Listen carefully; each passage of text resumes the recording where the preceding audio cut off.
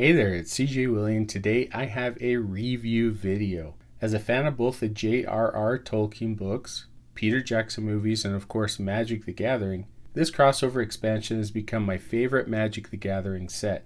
Back in 2023 I opened my first Lord of the Rings set booster box. Then a few months ago I opened my second Lord of the Rings set booster box. If you missed the videos from those two set booster boxes, I've added the links in the description below with the preview and review videos for both boxes. I think I did pretty well in pulling value from my first Lord of the Rings set booster box. With my second set booster box, I think I did okay value-wise, but fared better with set and rarity collation. So how did my third set booster box of Lord of the Rings fare in comparison to the other two boxes? With the first comparison, I'll review the set and rarity collation yields between each of the three set booster boxes. There are 281 cards in the Lord of the Rings base set. The base set doesn't include any cards printed after 281, which includes Jumpstart, Starter Deck, Showcase, Extended Art, and borderless Scene Art cards. I pulled 229 of the 281 cards, or roughly 81% of the base set, from my third set booster box.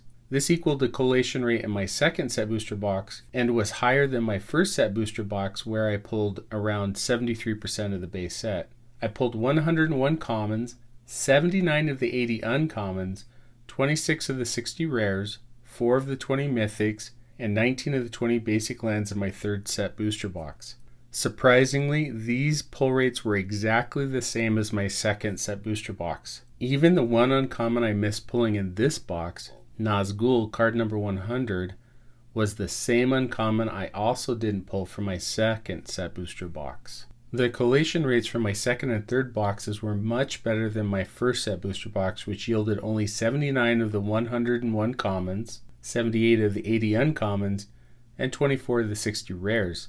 The only better rates the first box had over my second and third set booster boxes were the mythics and basic lands. I pulled one more mythic and all 20 basic lands from the first box. However, I saw lower duplication rates in my second and third set booster boxes, with around 25 duplicate commons and 25 duplicate uncommons compared to 43 duplicate commons and 31 duplicate uncommons for my first box. So for set collation, my second and third Lord of the Rings set booster boxes tied in outproducing my first box.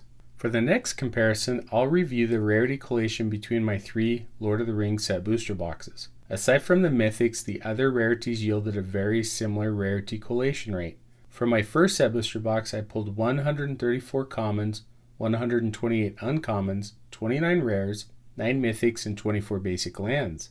My second set booster box produced 141 commons, 121 uncommons, 31 rares, 7 mythics, and 24 basic lands. And my third set booster box yielded 136 commons, 127 uncommons, 32 rares, 5 mythics, and 24 basic lands.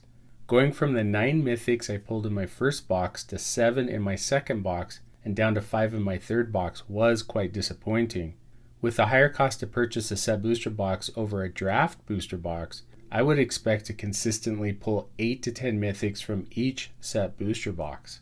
Apart from a slight variation between rare and mythic rates, the foil rarity collation in all three of my Lord of the Rings set booster boxes was also quite similar.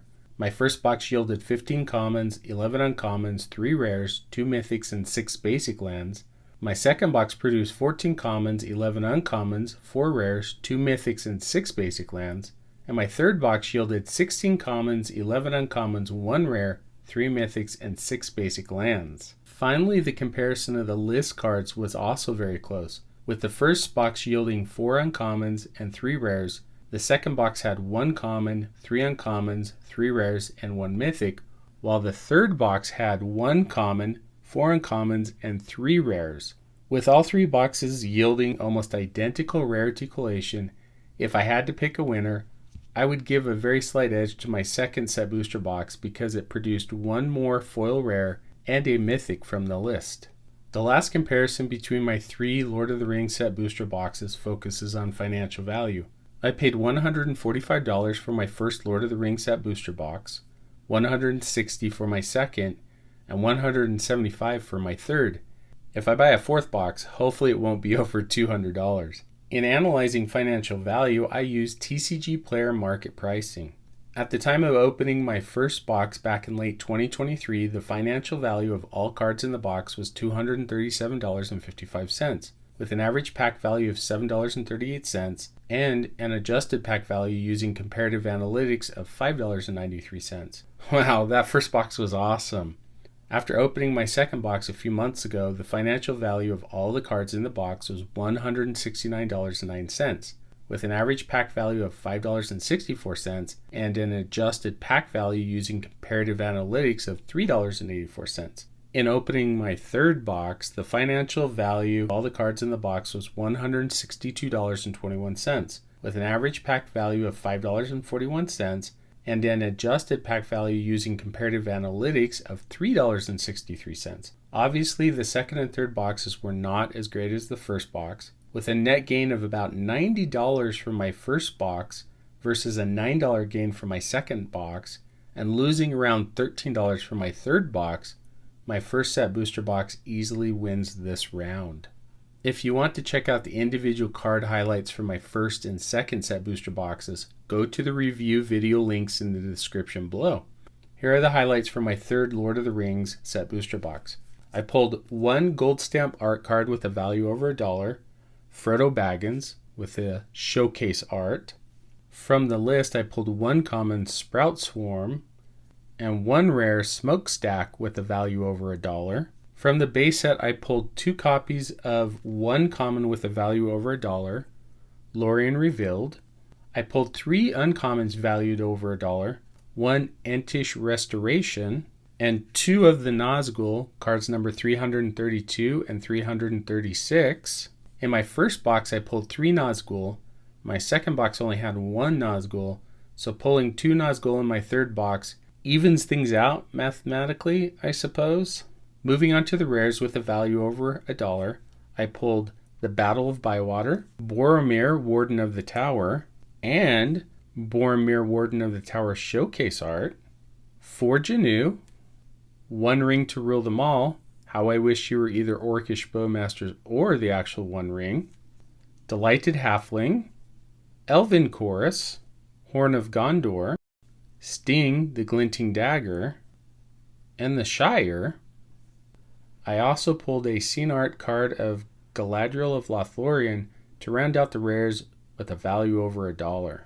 I pulled 4 base set mythics from the box, the Watcher in the Water, Radagast the Brown, Aragorn the Uniter, and Mount Doom. From the Commander set, I pulled Sauron, Lord of the Rings. I pulled 2 foil mythics, Shadow of the Enemy, and the highest value card out of my box, a showcase art of Witch King of Angmar. Last but not least, the box topper ended up being the second highest valued card from the box, a foil Osgiliath Fallen Capital, which is an alternate version of Core Haven. Even though I didn't pull an Orcish Bowmasters or the One Ring, the last 2 cards I need for my Lord of the Rings base set, it was still a total blast to crack open this box.